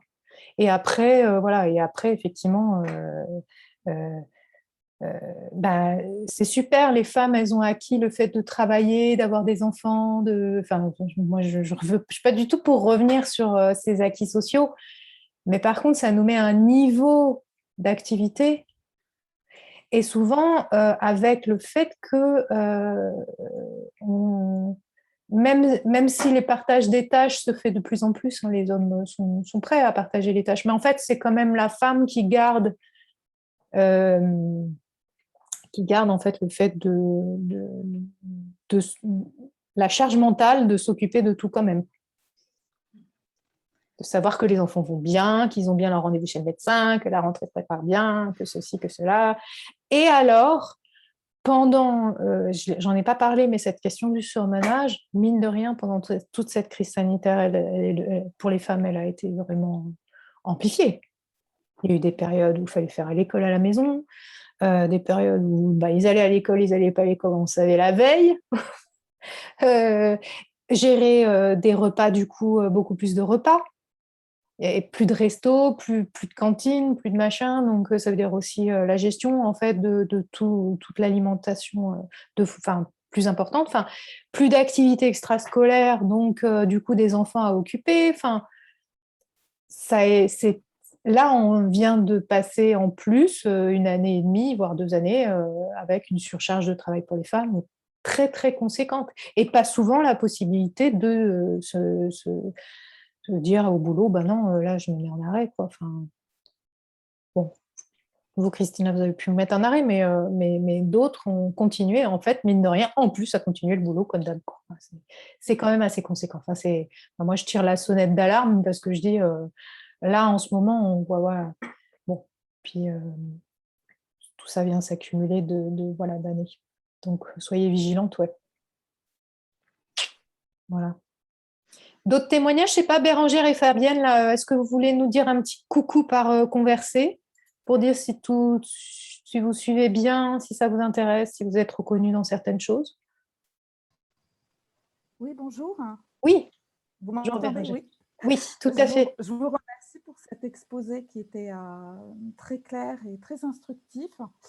Par rapport au SPM, moi, il m'a accompagné un peu, enfin, il m'accompagne depuis longtemps, puisque, en fait, à la base, j'ai un déficit en progestérone, j'ai un utérus fibromateux, donc Mhm. des règles magiques, etc. Et au fil du temps, j'ai essayé de trouver des solutions naturelles au niveau alimentaire, supprimer les laitages, parce qu'il y a aussi quand même des oestrogènes dans le lait, supprimer le sucre, supprimer le gluten. Au niveau psycho-émotionnel, effectivement, de la colère, des troubles de l'humeur, des choses comme ça. Et ce qui m'apaise, c'est plutôt de la gymnastique douce, comme du yoga, la cohérence cardiaque aussi. C'est important de se reconnecter à la nature, puisque enfin, voilà, c'est des choses essentielles que j'ai mises en place au fil du temps. Et puis, je voulais juste rebondir à une petite question. Oui. Effectivement, il y a les seins gonflés, qui est aussi un signe, je pense qu'on a souvent. Et vous dites que l'iode, c'est important. Alors, est-ce que il faut se supplémenter en iode, ou est-ce que les seins gonflés, c'est pas assez d'iode, ou manger des algues, par exemple? Alors Je déjà, sais pas, j'essaye. ouais, tout à fait. Bah, déjà, c'est bien si vous avez un médecin généraliste qui peut vous faire une iodurie, c'est bien Oui. pour savoir où vous en êtes. Parce que l'iode, en fait, il faut pas en prendre beaucoup. C'est des petites doses toujours. Effectivement, ça pourrait être l'équivalent de 10 grammes d'algues par jour. Ce serait un apport voilà, assez Quotidien. ouais, tout à fait. Ouais. Les algues sont très bien pour apporter le diode, effectivement. Et ensuite, après, avoir voilà, aussi l'état de vos intestins pour voir s'ils arrivent à bien assimiler, parce qu'il y a toujours ça, hein, on a toujours la flore intestinale, les intestins. Mais comme vous avez déjà supprimé les tâches sur gluten, vous avez dû quand même voir vos intestins. Enfin, vous devez avoir oui, au niveau du transit, oui. D'accord. C'est clair que c'est important. Okay, et le lait, les laits végétaux aussi. Et le sucre aussi, j'essaye de faire très attention. Je me supplémente. J'ai supprimé le sucre blanc. Je prends du miel. C'est très bon aussi. C'est bien assimilé. Et puis, ça a plein de vertus.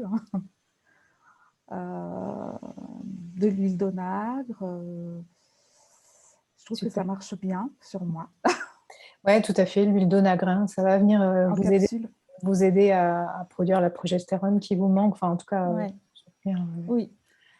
Ok, merci de ce témoignage. Oui. J'ai juste une petite question par rapport à l'huile d'onagre et de bourrache.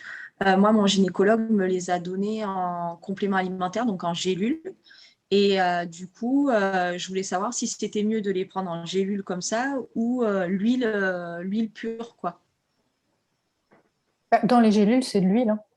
C'est pas plus. Donc, d'accord. Et effectivement, maintenant, on trouve en boutique bio de l'huile d'onagre en bouteille, et il vaut mieux prendre ça. Après, la bourrache, par contre, la bourrache, on la trouve pas en bouteille. Du coup, ça peut être un complément, mais pour moi, le complément de bourrache, c'est pas à long terme, hein, c'est très ponctuel. C'est vraiment pour des questions. Faut faire attention. Et puis le mieux, si vous avez un jardin, c'est vous planter de la bourrache et vous mangez de temps en temps des fleurs. On peut essayer. Voilà. Bon, merci en tout cas, merci pour vos témoignages. Bérangère, est-ce que vous voulez témoigner de quelque chose ou poser une question? Bérangère est-elle derrière son écran? Oui, mais est-ce que vous m'entendez? Ouais. Tout à fait. Bonjour. Donc, mais moi, en fait, j'ai été comme diagnostiquée avec une dysphorie prémenstruelle. Donc, je ne sais pas si c'est pas une coche au-dessus. Ou moi, j'ai vraiment des symptômes assez fulgurants, on va dire, avant l'ovulation, là, le 14e jour, là, moi, j'ai un petit déclic dans le cerveau. Et puis après, 3-4 jours avant mes règles, c'est vrai que c'est beaucoup de colère. Donc, moi, c'est ça qui m'allume, en fait, avec mon foie, quoi. Apparemment, là, je me dis que je vais vraiment arrêter le café. C'est ça qui me faire plus attention à mon foie par rapport à cette colère qui serait liée, moi, avec comment mon foie se gère. Ouais, donc c'est ça. Et puis, moi, ça m'a soulagée de savoir que c'était une dysphorie parce que les troubles SPM, ça me paraissait un peu léger, quoi. C'est vrai que la dysphorie, j'ai l'impression que c'est beaucoup plus fort, en tout cas dans l'état. Et là, ce que je me rends compte, c'est que même après mes règles, j'ai quand même un état ouais, de fatigue et puis aussi pas de dépression, mais il y a un peu tout qui retombe. Alors, j'ai l'impression que ça fait j'ai eu une grosse montée, donc ça redescend assez aussi intensément, quoi. Mais c'est pas tout le temps. Mais je pense que c'est lié aussi au stress. L'histoire du territoire aussi, moi, ça m'a parlé, où c'est pas savoir poser ses limites.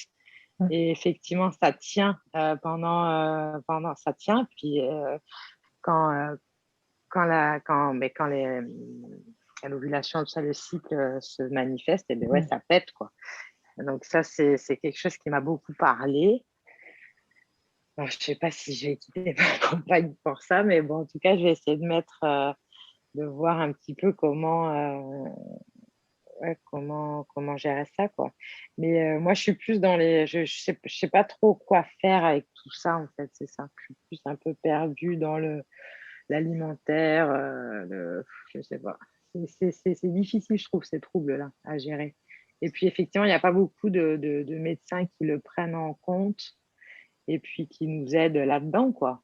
Ouais, tout Parce à que fait. l'alimentation, je trouve que c'est difficile aussi de mettre en place des choses, l'alimentation. Donc là, moi, je vois avec le sucre et tout, et c'est sûr que je vais faire plus attention. J'ai essayé l'huile d'onagre, là, moi, ça fonctionne bien aussi, mais là, je suis en vacances, donc c'est que c'est difficile de. Parce que moi, j'habite à Montréal. Montréal, au Canada, ils parlent pas mal du CBD aussi, pour calmer justement l'intensité. Donc, moi, je suis avec le CBD aussi, ça me calme, mais il faut arriver à doser. Et donc, ouais, c'est ça. Moi, je suis un petit peu j'expérimente pas mal, là, on va dire. Et oui, oui, c'est bien parce que ce qui va convenir à l'une ne va pas forcément convenir à l'autre, hein. C'est bien Ouais. d'expérimenter. Après, évidemment, là, je vous ai parlé des causes qui sont un peu génériques, mais chacune va être impactée différemment par ces causes en fonction de qui elle est, son mode de vie, et ensuite va du coup vivre des dérèglements hormonaux différents. Bon, je ne sais pas si vous avez regardé, il y a eu une classification qui a été faite de 4 types de dérèglements hormonaux qui sont en lien avec le SPM. Certaines vont avoir trop d'œstrogènes, ce dont j'ai parlé. D'autres, ça va vraiment être pas assez de progestérone. Mais en fait, en réalité, ça peut avoir des symptômes. D'autres, ça va être trop de progestérone quand on a vraiment des grosses dépressions prémenstruelles. Il y a des femmes qui vivent ça, pas du tout d'état d'énervement, mais plutôt juste elles plongent, quoi. Et voilà. Et du coup, c'est bien de caractériser ça aussi. Voilà, moi, je travaille avec des grilles pour voir en fonction des symptômes qu'est-ce qui est vraiment le dérèglement, sachant que, comme vous l'avez bien décrit certaines, il peut évoluer dans la phase prémenstruelle. Ça, on peut avoir au début trop d'œstrogènes, on part en live et puis après, on a toute une chute qui fait qu'on se trouve dans l'anxiété. Voilà. Enfin, Christina, je trouve que vous l'avez très bien décrit, quoi, par exemple. Et Bérangère, entre la dysphorie, effectivement, le SPM, la dysphorie, bon, ça c'est caractérisé. Moi, bon, je ne peux pas faire de diagnostic, c'est les médecins qui caractérisent. C'est bien aussi de se dire, enfin, je pense qu'une étape, c'est important, quoi qu'il en soit, c'est de se dire, je suis reconnue que j'ai quelque chose et que c'est pas normal et que c'est pas juste dans ma tête, comme certains médecins le disent, quoi. Et en tout cas, en naturopathie, moi, ce que je dis, c'est derrière, quand on travaille sur tous ces aspects dont je vous ai parlé, on va pouvoir petit à petit remonter, voir réellement les symptômes, petit à petit diminuer, voir son système qui reprend de l'énergie et de la vitalité. En fait, voilà, la revitalisation. Donc, ça, bon, voilà, si je reprends, voilà, parce que évidemment, tous ces facteurs dont je vous ai parlé se combinent entre eux et parfois font des cercles vicieux.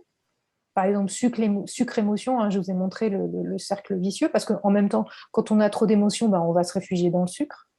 Donc, c'est pas forcément facile. Mince. Je suis en train de manipuler mon truc. C'est pas forcément facile d'arrêter le sucre comme ça sans avoir une vraie stratégie derrière, hein. Moi, j'ai essayé plein de fois et bon, maintenant j'ai compris un peu comment hacker mon cerveau et mes neurotransmetteurs pour pas et mes bactéries du ventre pour faciliter l'arrêt du sucre, par exemple. Voilà, on a vu aussi stress et SPM, il y a une espèce de cercle vicieux qui fait que quand on a des SPM, on est plus sensible au stress et vice-versa. Tout ça va être en lien aussi avec une dévitalisation. Enfin, voilà, on est dans un système qui est bien imbriqué et du coup, par où prendre les choses, comment remettre une spirale plus vertueuse. Je vois qu'il y en a certaines qui ont vraiment commencé à travailler sur l'alimentation, c'est un aspect, mais aussi le lien à la nature, changer de rythme, retrouver des rythmes qui soient plus naturels et plus en lien avec son cycle. Hein, féminin. Je sais qu'il y en a une qui s'était inscrite en me disant qu'elle avait vu mon live sur les cycles féminins. C'est important. Ouais, il y a tout ça, quoi. Ouais. Et du coup, ça, on l'a fait. Et du coup, voilà, moi, voilà, ce que je peux vous proposer, s'il y en a qui le souhaitent, c'est un accompagnement collectif, justement, pour voir comment on met en place dans sa vie les différents changements d'hygiène de vie pour mieux gérer, mieux avoir un meilleur équilibre hormonal. Donc, vous voyez que ça va toucher des domaines assez larges et en même temps, ça va être des choses assez concrètes à mettre en place dans la vie. Voilà. Parce que sinon, moi, je ne vous le cache pas, hein, je fais des consultations là-dessus. Vous pouvez aussi me consulter juste individuellement. Je fais des consultations en visio. Mais là, en fait, comme j'ai vu que ça répondait assez bien sur cette proposition, voilà, je me suis dit, tiens, je l'ai pas encore fait cet accompagnement spécifique SPM. J'ai fait d'autres formations, d'autres accompagnements sur le féminin et la naturopathie. C'est pour ça que mon nom, c'est Naturoféminité. Hein. C'est comme ça que je nomme mes activités quand je fais de la formation en ligne, de l'accompagnement en ligne plutôt. Donc, en fait, là, j'ai du coup imaginé un accompagnement de 3 mois. Ce serait sur septembre-décembre, là, avec 8 étapes pour changer ce qui cause le SPM. 8 étapes pour harmoniser votre système hormonal. Donc, apprendre à écouter son corps, c'est hyper important parce que c'est la première étape. Et les messages du SPM, que ce soit physique ou psychologique, ils vont être hyper instructifs. Parce que, par exemple, quand je vous ai parlé de mes seins, je ne sais pas si vous avez été attentive, oui, j'avais ces seins qui gonflaient, comme par hasard, juste avant mes règles, à un moment où je me posais la question d'être à nouveau enceinte. Évidemment, c'est pas anodin non plus. Alors oui, on peut dire sur le plan physiologique, mes seins, ils étaient sous l'influence d'une hyperœstrogénie, trop d'œstrogène dans mon corps, pour plein de raisons. Et en même temps, il y avait réellement un message de mon corps qui disait « tu as envie d'être enceinte ». Donc ça, moi, je travaille toujours aussi sur les deux plans. Le plan aussi de la symbolique des messages. Donc ça, c'est des choses... si vous allez sur ma chaîne YouTube Naturoféminité, d'ailleurs, j'ai une vidéo que j'ai laissée d'un précédent accompagnement où je parle de ça. Écouter les messages de son corps. Important. Et donc, mettre en place ensemble un système, des outils, des carnets pour noter. Parce que si on est très en colère pendant le SPM, qu'on a envie de tout balader, envie de tout envoyer balader, pardon. Si on note le sujet qui nous a fait décoller dans cette envie d'envoyer tout le monde balader, on n'est pas capable de le traiter quand on est en SPM. On est trop dans l'émotion est trop forte, voire en dysphorie. Et du coup, on le note à ce moment-là, on laisse passer les règles qui sont un temps où il faut se reposer, un temps où il faut s'intérioriser et effectivement relâcher tout ce qui a été trop fort. Mais par contre, au début du cycle, quand on a l'énergie qui remonte, c'est là qu'il faut traiter la question. Voilà. Donc, apprendre à écouter les messages du SPM, c'est ça aussi. C'est de dire qu'il y a des vrais messages, que je ne pète pas un plomb pour rien et que je ne suis pas angoissée pour rien. Est-ce qu'il y a d'autres angoisses sous-jacentes que j'ai à traiter, qui s'orientent sur des choses, mais qui seront autre chose? Et du coup, après mes règles, je regarde comment je les traite. Voilà. Donc ça, c'est une première étape, je pense, qui est hyper importante. Bon, apprendre à se nourrir pour éviter les carences et les surcharges. Vous avez vu, éliminer les perturbateurs endocriniens. Donc là, c'est vraiment, apprendre à se nourrir, c'est vraiment tous les conseils naturels pour éviter les carences, surcharges, des listes d'aliments, travailler sur réformer petit à petit son alimentation, éliminer les perturbateurs endocriniens. Je vous apprendrai à regarder même les étiquettes des produits ménagers, des produits de beauté pour regarder ce qui peut constituer ou pas un perturbateur endocrinien, et notamment de notre système hormonal féminin. Comment faire une cure de détox pour le foie? Je pense que toute femme devrait savoir faire ça et en faire régulièrement. Et en plus, ça va être voilà, dans cette période-là. L'automne, c'est toujours bien de faire une petite cure détox. Donc, ça peut être une session où, en groupe pendant 15 jours. On se dit, bah, on est tout en détox, on va s'apprendre à utiliser quelques plantes. Et la cure détox, bah, ça passe par alléger un peu son alimentation aussi à un moment. Mais il faut avoir des stratégies pour ça et une adaptation. Une étape pour vivre en harmonie avec les rythmes naturels, parce que voilà, on a nos rythmes naturels internes de femmes, notre cycle, mais il y a aussi tous les rythmes de la nature, le jour, la nuit, les saisons. Et ça, c'est notre système hormonal, il adore être en lien avec les rythmes naturels. D'abord, il a ses propres rythmes, mais ses propres rythmes, en fait, ils sont en coordination avec les rythmes du jour et de la nuit, hein, et de la Terre, des saisons, et aussi les rythmes de la Lune. Enfin, nous, les femmes, on est sous cette influence-là, évidemment. Et là, en fait, cette étape, c'est pour vous apprendre comment vous réaccorder avec ces rythmes-là. Donc, quand je vous parle d'étapes, c'est des choses où je vous livrerai, en fait, voilà, comme mes conseils sous forme de vidéos, de documents, de tutos et des exercices à faire pour que enfin, des exercices, des conseils à faire pour les intégrer dans votre vie. Sortir de l'addiction au sucre, hein, c'est un gros dos, comme on dit, comme disent les jeunes. Gros dos parce que ça ne se fait pas comme ça. Hein. Faut s'aider. Et pourtant, une fois qu'on l'a fait, waouh, quel soulagement. Pratiquer les automassages du ventre et des seins. Alors ça, c'est des choses que moi, je transmets aussi parce que ça a beaucoup d'utilité pour réguler les hormones. Amener de l'énergie dans le ventre par des automassages. Et voilà, s'automasser les seins pour réguler les hormones, c'est hyper puissant. C'est des pratiques taoïstes que j'ai appris. Et puis après, s'épanouir dans sa vie de femme, c'est voilà, vous donner aussi, moi, tout ce que j'ai traversé, avoir des enfants, être une femme active, changer de vie, divorcer, faire le deuil d'avoir plus d'enfants. Et du coup, j'ai fini par, puis tout ce que j'ai aussi vu à travers des cercles de femmes, c'est voilà, comment aujourd'hui vous donner, transmettre quelques outils plus psycho-émotionnels pour mieux aborder tout ce qui justement vous aura vous chahute pendant le SPM. Comme je vous ai dit, par exemple, j'ai cette ouvert sur le territoire, sur être tout le temps la good girl et se plier aux desiderata des autres. Ça, c'est aussi quelque chose qui est très important. Mais comment équilibrer aussi les différentes facettes de notre vie, parce qu'on a envie de faire tout. Ouais, on a envie d'être mère, on a envie d'être amante, on a envie d'être working girl. Et comment j'équilibre? Et là-dessus, j'ai des outils, j'ai des choses à vous transmettre voilà, que je pourrais faire. Voilà. J'ai identifié vraiment ces 8 étapes. Il y en aurait beaucoup d'autres, mais c'est déjà voilà, bon. Et en fait, ce que j'ai imaginé, c'est qu'à chaque étape, je vous livre. Alors ça, c'est par exemple, ça c'est un document que j'avais fait sur un autre accompagnement que j'avais fait. Je vous livre à chaque étape, il y aura une vidéo, des documents. Et voilà, tous les 15 jours, par exemple, ça peut être sur le rythme de 15 jours, si c'est OK pour vous, enfin, si ça vous intéresse. Hein, après, moi, c'est des propositions. Et puis, on se retrouve une semaine sur 2 en cercle de femmes, Zoom, et là, on partage. On partage parce que vraiment, ce que les unes disent de comment elles ont pu vivre l'étape va aider les autres ou voilà, ou se soutenir, ou me poser des questions, ou moi que je fasse des temps de partage de mon expérience. Ça vous aide aussi à cheminer là-dedans. Voilà, parce que j'ai nommé ça des cercles de femmes parce que moi, c'est aussi une de mes activités de faire des cercles de femmes. On est puissante en cercle. Voilà, ce que je propose aussi dans cet accompagnement, c'est 2 consultations individuelles parce que nécessairement, pour se faire aider par les plantes, ça, je ne peux pas le faire en collectif, il faut que ce soit vraiment adapté à la personne. Donc, je ne joue pas comme ça avec les plantes, comme ça, n'importe comment. Pour moi, il faut un vrai... les plantes, c'est puissant.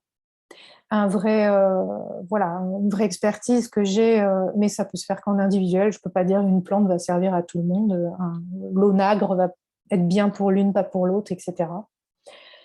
Un groupe Facebook de soutien et de partage. Et là, cet accompagnement-là, je l'ai imaginé pour 8 femmes maximum. Voilà.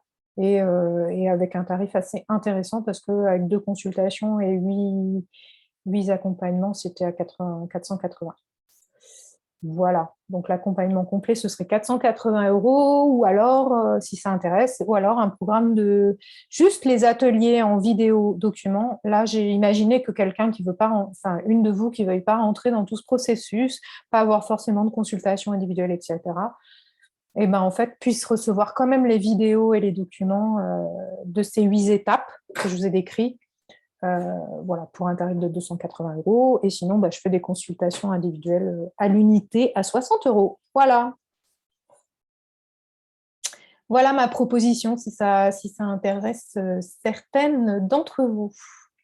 Ce que je ferai, déjà, est-ce qu'il y a des questions sur cette proposition? Ce que je ferai de toute manière, c'est que je ne vous assaillerai pas de mails, mais je vous enverrai 1 ou 2 mails avec cette proposition un peu plus décrite. Et puis après, je vous laisserai tranquille. Je vous enverrai pas je suis pas une fanat des... Il y a quelqu'un qui m'a demandé en s'inscrivant, mais est-ce que vous allez me bombarder de mails après? J'ai dit non, je ne suis pas une fanat des tunnels de vente et des machins. Voilà, je fais mes accompagnements à mon échelle. Je préfère prendre des petits groupes, qu'on se suive, qu'on installe aussi cette confiance, parce que le format cercle de femmes aussi, vous en avez peut-être entendu parler, c'est des choses que moi je pratique aussi depuis des années, que j'aime bien pratiquer, et j'ai pu le faire en ligne. Et moi je trouve que c'est un format aussi assez puissant pour que les femmes aujourd'hui évoluent, mûrissent dans dans tout ce qu'elles ont été éduquées, dans tout le formatage de la société. Aujourd'hui, les femmes ont envie d'évoluer par rapport à ça, et en cercle, ça marche super bien, quoi. Donc, parce que derrière le SPM, pour moi, il y a une vraie aussi, enfin, il y a des vrais symptômes qui nous disent des choses sur notre évolution. Voilà, c'est ça aussi que j'ai envie de transmettre, quoi. C'est ma spécificité. Vous n'aurez pas simplement, dans cet accompagnement, de dire, ok, vous avez un SPM, faut réguler l'œstrogène, la progestérone et le machin. Il y a aussi qu'est-ce qui se passe dans votre vie de femme qui vous a amené à vous transformer à cet endroit-là. Donc ça, c'est vrai que sous forme de cercle de femmes ou d'accompagnement individuel, je le fais. J'ai suivi en individuel des femmes sur une année, parfois plus pour régler des problèmes de SPM. Ça a permis de faire le travail de terrain, les réformes alimentaires, retrouver une hygiène de vie avec plus, comme disait Bérangère, des exercices, des sorties nature, mais aussi de voir tout ce qui se jouait dans la vie de ces femmes à ce moment-là. Et parfois, quand on parle de dysphorie, moi j'avais une personne, la première consultation, elle me disait mais moi j'ai peur, je viens vous consulter parce que j'ai peur, je pense que je pourrais passer à l'acte de frapper mon mari pendant mon SPM. Alors, quand j'ai entendu ça, j'ai dit ouhou. Effectivement, là on tombe dans la dysphorie, on tombe dans le potentiel passage à l'acte psychiatrique, quoi. En fait, on a fait tout un travail pour comprendre ce qui se jouait pour elle. Bon, elle avait aussi fait un travail psychothérapeutique à côté, mais on a déroulé un peu ce qui se passait à chaque fois, on a observé, et il y a des choses qui sont tombées, il y a des choses qu'elle a pu réajuster. Et au bout d'1 an, elle n'a plus du tout ces aspects de sortie de colère, ou même elle disait des fois, elle se coupait de ses émotions, elle partait en voiture, elle disait je veux plus rien entendre, je veux plus rien savoir, c'est trop fort. Elle a plus ça, quoi. C'est quand même un confort de vie un peu important, et c'est une femme à laquelle je pense qui est institutrice, donc qui a vécu aussi tout le bazar de la crise Covid pour les instituteurs et les institutrices. Et aujourd'hui, je lui ai dit, mais on a à peu près bouclé son accompagnement en juin, et je lui ai dit, mais c'est chouette parce que maintenant que vous êtes bien, vous allez pouvoir être une lumière là, dans les mois qui viennent pour tous les enfants qui subissent le masque, les parents qui sont... tout le bazar. Donc, je n'ai pas besoin de vous mettre le tableau là-dessus, mais voilà. Et du coup, pour moi, c'est ça aussi, c'est que des femmes qui évoluent, une femme qui va bien, elle peut donner à son entourage, elle peut donner dans son entourage et c'est toujours ce qu'elle veut en plus, dans son entourage, dans son métier, dans sa mission, elle peut donner et il y en a besoin aujourd'hui. Bon, voilà, j'arrête parce que je pourrais en parler pendant des heures. Est-ce que vous avez des questions là-dessus? Je vous réaffiche peut-être ce que les propositions. Hop. Voilà, la proposition, c'est soit... Alors, de toute manière, cette proposition, ce sera pour septembre-décembre. Hein. Je pense que c'est là, maintenant, je suis dans ce jus. Moi, je fais régulièrement des accompagnements, des formations. Ça peut être pour des formations pour des naturopathes. Donc, ça, j'ai d'autres propositions. Mais là, je me suis dit, allez, je fais une session SPM maintenant. C'était dans ce qui m'est venu de faire, voilà, avec ces 8 étapes où vous apprendrez vraiment la nourriture, les perturbateurs endocriniens, faire une cure détox, les rythmes naturels, l'addiction au sucre, les automassages et la part plus psycho-émotionnelle. Et donc voilà, sous un format que j'ai déjà expérimenté dans d'autres accompagnements. Voilà. Et celles qui veulent le format complet ou juste les vidéos et les ateliers, parce que je comprends, des fois on n'a pas envie de s'engager aussi à des rendez-vous en cercle de femmes, à des consultations individuelles, celles qui ont déjà bien avancé, mais qui sentent qu'elles ont besoin encore de compléter. Je peux faire juste un pack, voilà, un programme. Ok, voilà. Est-ce que vous avez des questions là-dessus? Non? Bon, ok. Bah, je vous laisse le temps, ou d'autres questions, ou d'autres partages. Je vous laisse le temps de réfléchir à ça. En tout cas, moi, je suis dispo par mail si vous avez des questions. Je vous dis, je pense qu'en début de semaine prochaine, je vous envoie le lien du replay, puisqu'en fait, il y en a certaines qui n'ont pas pu assister malheureusement. J'ai l'impression qu'il y a eu des problèmes de connexion. Et pour celles aussi qui avaient déjà prévu qu'elles ne seraient pas dispo. Et puis voilà, ces propositions aussi par écrit pour vous laisser le temps de réfléchir ou de dire, bah non, moi, ça me suffit avec tout ce que j'ai reçu là. Je peux déjà acheminer en autonomie. Parce qu'évidemment, mon but aussi, c'est que les femmes, elles soient petit à petit autonomes dans leur... voilà. Mes accompagnements, de toute manière, visent l'autonomie. Donc déjà, avec ce que je vous ai dit là, peut-être qu'il y a déjà plein de choses à faire qui vous suffisent, c'est très bien. Voilà. Merci à toutes de votre attention et je vous souhaite un bon week-end. C'est parti. Merci beaucoup. Merci. Bonne journée. Merci, Christina. Au revoir, Fabienne, Christina. Merci. Ok, Bérangère, je t'ai entendu. Merci, au revoir.